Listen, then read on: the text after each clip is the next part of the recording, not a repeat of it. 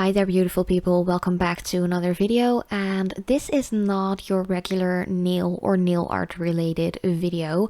This is something that I have talked about in my previous one, as well as when I share my shorts on my Oracle card, like readings or card pulls.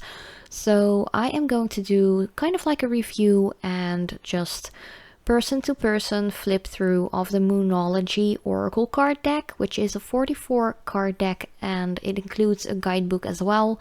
I've been really into like Oracle cards, not really tarot cards yet. I'm still very new to tarot, so I will be mostly focusing on Oracle cards, which are for me personally not like a religion kind of thing or anything like that. I know a lot of people are very like hesitant when it comes to Oracle cards, inspiration cards, tarot cards, stuff like that. It is really up to you how you feel about them and whether you want to use them or not. Of course, feel free to not watch this video if it's not for you. This is something that I will be doing like once a month maybe. I think tops once a month, like an Oracle card deck flip through or something. And of course, I always share my weekly Oracle card pulls. So yeah, if you're into that, definitely check out my shorts. But yeah, let's just quit the rambling. And once again, if this is not for you, or maybe it totally is for you, let me know in the comments down below. Please be respectful towards everyone and everyone's opinion, because people can freak out a little bit about stuff like this, even though there's nothing to freak out about. I think there's a lot of beauty in a ton of different when it comes to religions or teachings or beliefs or anything like that. And yeah, I just personally really love these types of inspirational like Oracle cards. And then again, it's totally up to you how you want to like work with them or like think about them or interpret them and stuff like that. So yeah, let's just quit the rambling and get into the entire like card flip. Just show you all the beautiful cards from this gorgeous Moonology Oracle card deck. So let's start off with, of course, grabbing the box and just giving you some random first information. So I actually bought this deck at Amazon for about, I think it was like 16 or 17 euros. So yeah, it really wasn't expensive at all, and it had been on my wish list for such a long time. And just recently I just decided to get some of these decks myself, because I tend to use and follow a lot of different YouTubers that do like card pulls, like tarot, Oracle card, inspirational card, and so on. So yeah, I actually got it for quite a good price, and I'm still, once again, very new to this. So I just usually do my card pulls by feeling, which I will show you how I usually do so a little later on in this video. But yeah, this deck, I'm already super rambly, but hey, that's me. This deck is the Moonology Oracle Cards deck. It also concludes or includes a guidebook, which I'm showing you right here. It actually explains the different like phases of the moon. If you're into that like me, I love that. I'm always so like mesmerized by the moon for some reason. And then next to that, there's also some explanation with how you can use the cards, the different elements like fire, water, air, earth. Some beliefs, let's just call it a belief or teaching or anything like that, also include the element metal, like in Chinese astrology. I know that is a thing. I'm actually a metal horse when it comes to my Chinese like zodiac sign, if I can call it like that. I think that's what it's called. So yeah, it's of course totally up to you how you want to like use them and stuff like that. But of course in this video I'm just going to do a full-on flip through. There are explanations about the cards as well, but I tend to like not really stick to those whenever I do my card pulls.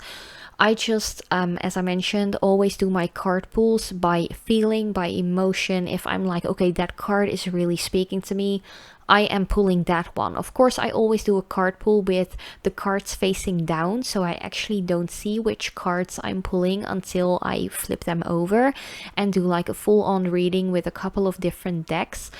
But yeah, if you are really like precise and really want to follow whatever card exactly means, by all means do so. I always just tend to really just try to see the whole like bigger picture if I have multiple card decks and just maybe like 8 cards I've pulled from like 4 decks, for example. I try to like fuse it all together into one like little story or inspiration or maybe advice. That is something that is once again really up to you how you want to use them.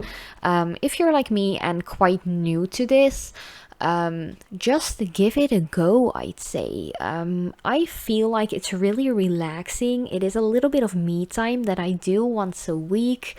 I don't really feel like this will predict my future or anything like that, but it's more like, okay, maybe you're dealing with a specific issue and the cards might even like tap into that a little bit and maybe even help you out with how you can deal with it. Like for example, I've also watched some different, I think it were like tarot reads or readings, where you have like maybe 4 to 5 piles you can pick from, like mostly added crystals and stuff, so you can like choose even more precisely.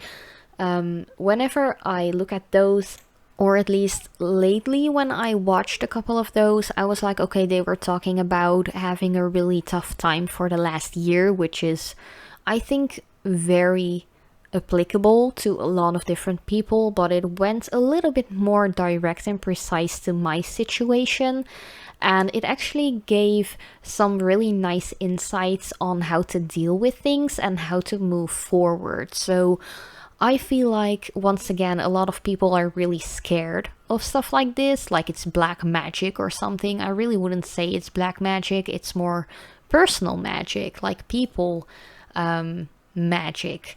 Like you're pulling cards by feel or emotion or anything like that, so it gets a little bit more personal. It's not like I'm putting spells on people, or when you watch a video like that of like person to person card readings or card pulls, it's not like you're being hypnotized or anything like that.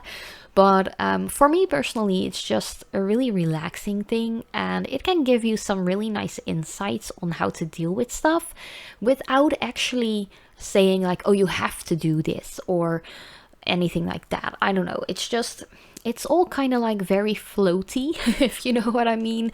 Very liquid as well. But yeah, I just, personally, I'm just really into it. And as you can see here, the cards of this deck are really beautiful. There are 44 different cards in this deck. As you can see here, they're all related to the moon as well as zodiac signs, so you can really like read into it as much as you'd like. You can do a daily card pull as well if that's something you're into. Just pull 1 or 2 cards every day. Of course, they're really lovely to look at, but you can just say or think about it whatever you'd like. Take from them whatever you need, I'd say. But yeah, the backs of these cards are really gorgeous as well, with the different moon phases. Really gorgeous. I have to mention, I'm really bad at shuffling, but there is a really nice flex to these cards. I don't really feel like they will be super bendy if you have shuffled them for like a couple of different times. They have a semi-matte finish, which is something that I like.